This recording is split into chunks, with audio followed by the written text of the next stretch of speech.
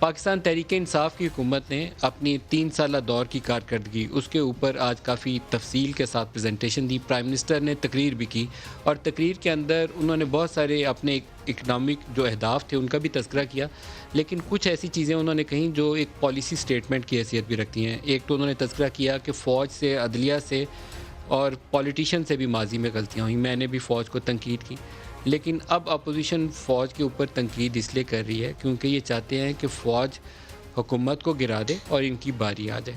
اگر پاکستان کی 30 سال کی آپ پولیٹیکل ہسٹری اٹھا کر دیکھیں تو یہ بات انہوں نے کوئی زیادہ، یا 40 سال کی 81 سے سٹارٹ کر لیں جب نواز شریف کا سیاسی سفر کا جنرل جیلانی اور جنرل ضیاء کے ساتھ آغاز ہوتا ہے، تو کچھ غلط نہیں کہا پرائم منسٹر نے، اور پھر اس کو چلتے چلتے آگے لے کر جاتے ہیں. اور وہ کہتے ہیں کہ جب نواز شریف کی حکومت آتی تھی تو زرداری جیل میں ہوتا تھا، زرداری جب نواز شریف ہارتا تھا تو زرداری جیل سے نکل کر سیدھا اقتدار کی منزلیں طے کر لیتا تھا. تو 2018 کے انتخابات کے بعد بھی ایسا ہی ہوا. پی ایم ایل این کی حکومت آئی، عمران خان حکومت میں پہنچے اور نواز شریف فیملی اور پیپلز پارٹی جیل میں پہنچ گئے. یہ پہلا موقع اس حساب سے ضرور ہے کہ پہلے نواز شریف کی باری زرداری جیل میں ہوتے تھے اور پیپلز پارٹی کی باری پی ایم ایل این میں سے کوئی جیل میں ہوتا تھا، یا نواز شریف جدہ ہوتے تھے مشرف کے بعد. اب عمران خان کی حکومت میں پیپلز پارٹی اور پی ایم ایل این دونوں کی ٹاپ ٹیئر کی لیڈرشپ جو تھی، یا وہ لوگ جو زیادہ شور مچانے کی کوشش کرتے تھے، وہ یقیناً جیل میں ضرور گئے. کیسز کس کے اوپر ثابت ہوئے یہ معلوم نہیں ہے. 2 بڑے کیسز ہمیں بتائے گئے تھے، اور جو بیانیہ تھا پی ٹی آئی کا کہ ہم آئیں گے تو شفافیت کے ساتھ احتساب ہوگا، وہ ناکام ہوا. جو 2 بڑے کیسز نون اسٹیبلش کر کے ہمیں بتائے گئے تھے، ایک اس میں بشیر میمن کی رپورٹ تھی آصف علی زرداری کے اوپر کہ 150 ارب روپے کے فیک اکاؤنٹس ہیں اور پکا کیس ہے، اس میں تو بچتے نہیں ہیں، وہ باہر ہیں، ان کے اوپر ہاتھ ڈالنا مجھے لگتا ہے ممکن نہیں ہے. اور دوسرا کیس ہمیں بتایا گیا تھا کلفی والا، فالودے والا، منظور پاپڑ والا، مشتاق چینی والا، کہ ہمیں شہباز شریف اور حمزہ کے اوپر اتنے پکے اور ٹھوس شواہد ملے ہیں، منی لانڈرنگ، ہنڈی حوالہ، اس سے یہ بچیں گے نہیں. وہ بھی دونوں باہر آ چکے ہیں، اور خیال میرا یہ ہے کہ وہ دونوں دوبارہ اندر نہیں جائیں گے. دوسرا شریف ہو سکتا ہے اندر چلے جائے، لیکن یہ والے لگتا ہے کہ گڈ بکس میں رہیں گے اور باہر رہیں گے. تو یہ پاکستان میں احتساب کا بیانیہ ہے 3 سال کا، جو ایک مین بڑا سلوگن تھا پرائم منسٹر کا. لیکن سپیچ کا وہ حصہ جو فوج کے متعلق ہے بڑا امپورٹنٹ ہے، آپ کو سنوانا چاہوں گا، دکھائیے گا جی. کہ جس طرح یہ جو ہے انہوں نے ہماری فوج کے خلاف جو تقریریں کی، جو سٹیٹمنٹس دی، میں نے بھی فوج کی تنقید کی ہوئی ہے ماضی کے اندر، میں نے بھی کی ہے.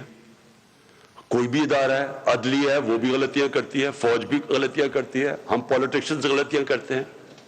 لیکن یہ تو نہیں مقصد کہ آپ اپنی فوج کو برا بھلا کہنا شروع ہو جائیں، فوج کے پیچھے پڑ جائیں. کہ آپ چاہ رہے ہیں کہ کسی طرح فوج گورنمنٹ کو گرا دیں، یا اپنے آپ کو ڈیموکریٹس کہتے ہیں اور ان کے پیچھے پڑے ہوئے ہیں کہ ڈیموکریٹک گورنمنٹ کو گرا دیں. پاکستان تحریک انصاف کی حکومت آئی تو پرائم منسٹر نے کہا ہماری اکنامک ٹیم نہیں تھی. یہ بات صحیح ہے. پیپلز پارٹی کی جو 88 والی گورنمنٹ تھی اس کو انڈر 19 کہا جاتا تھا، اور بہت سی مسٹیکس کی انہوں نے، اور اس مسٹیکس کے نتیجے میں حکومت میں استحکام نظر نہیں تھا آتا، کیوس نظر آتا تھا. تو پرائم منسٹر عمران خان کی ٹیم کے اندر بھی وہ انڈر 19 والی ریفلیکشن برقرار رہی پہلے 2 سال.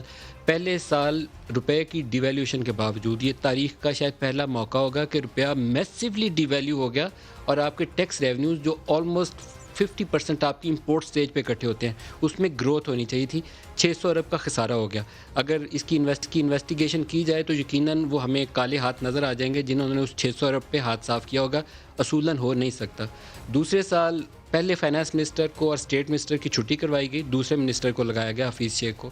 انہوں نے 5555 ارب کا tax revenue target I M F کے ساتھ سائن کر دیا. ڈیسپریشن تھی، 1 سال بیوقوفی سے آئی ایم ایف کے پاس گئے نہیں تھے، 8 ماہ ضائع کیے تھے.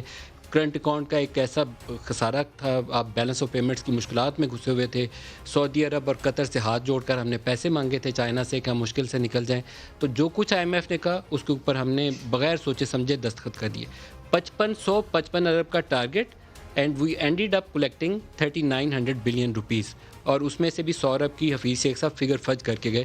ٹیکس ریفنڈ ادھر سے دیے اور وہ بجٹ والی سائڈ سے، ایکسپینڈیچر سائڈ سے کلیم کر لیا. 1600 ارب کا دوبارہ خسارہ. یہ وہ چیزیں تھیں جنہوں نے پرائم منسٹر عمران خان کی حکومت کے لیے بہت بڑا اقتصادی بحران پیدا کر دیا. تیسرے سال میں جب یہ ابھی شوکت ترین آئے ہیں، یہ ان کے پھر ایک نئے فائنانس منسٹر تھے، صورتحال اب قدرے بہتر ہے، ایک سٹیبلٹی ہمیں نظر آئی ہے، گروتھ مومنٹم ہمیں بلڈ ہوتا ہوا نظر آتا ہے، لیکن یہ گروتھ مومنٹم امپورٹ لیڈ ہے دوبارہ، جو پی ایم ایل این کے آخری سال میں ہوا تھا کہ $60 ارب کی امپورٹس تھیں اور ہماری برآمدات تھیں کوئی $24 ارب کی، سم تھنگ لائک دیٹ۔ وہ خسارہ جو تھا پورا کرتے کرتے ہمیں 3 سال قوم کو یہ پٹی پڑھانی پڑی کہ کرنٹ اکاؤنٹ ڈیفیسٹ سے ہماری بڑی تباہی ہوگی۔ اب $56 ارب پہ یہ 30 جون کا سال ختم ہوا ہے، اور اگر مومنٹم کو نہ توڑا گیا تو یہ سال کوئی ہم $70 بلین پلس کی امپورٹس کریں گے۔ بہت بڑا ایک المیہ ہے کہ اس کو ہم انڈرسٹینڈ نہیں کر رہے، خوشی سے بتا رہے ہیں کہ ہم نے گاڑیاں کتنی بیچیں، باہر سے گاڑیاں منگوا کے بیچ کے ہم بتا رہے ہیں کہ ہم نے بہت گاڑیاں بیچ لیں۔ یہ ہمارے لیے اچھا نہیں ہے، کیونکہ ہمارا کرائسس ڈالرز کی کمی سے شروع ہوتا ہے، اور کوئی کرائسس نہیں ہے۔ ڈالر کم ہوتے ہیں تو ہم دنیا کے سامنے ولنریبل ہو کر کھڑے ہو جاتے ہیں۔